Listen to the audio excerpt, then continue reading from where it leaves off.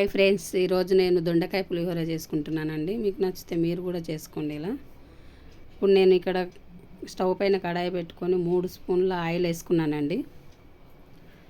ఆవాలు, జీలకర్ర వేసుకున్నానండి. దొండకాయలు పొడువుగా కట్ చేసుకొని వేసుకోండి. ఇలా ఒక 2 నిమిషాలు ఫ్రై చేసుకోండి. ఇలా ఫ్రై చేసుకున్న తర్వాత ఒక 2 స్పూన్ల పల్లీలు వేసుకోండి. 1 స్పూను శనగపప్పు, 1 స్పూన్ మినపప్పు, ఒక 5-6 పచ్చిమిర్చి పొడుగు కట్ చేసుకొని వేసుకోండి. ఇలా ఒక 5-6 వెల్లుల్లి కొంచెం దంచుకొని వేసుకోండి. మంచి స్మెల్ వస్తుందండి అలా వేసుకుంటే. ఒక 1/2 స్పూను పసుపు, 1/2 స్పూను సాల్ట్ వేసుకొని ఇలా కలుపుకోండి.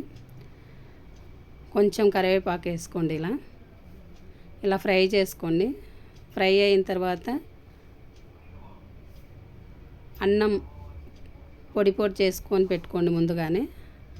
ఇప్పుడు ఫ్రై అయిన తర్వాత ఇలా వేసుకొని మొత్తం కలుపుకోండి. మంచిగా కలిసేటట్టు కలుపుకోండి. కలుపుకొని టేస్ట్ చూసుకోండి. టేస్ట్కు తగ్గ సాల్ట్ వేసుకొని ఇలా కలుపుకోండి. మూత పెట్టుకొని ఒక 2 నిమిషాల తర్వాత తీసి ఇలా కలుపుకోండి.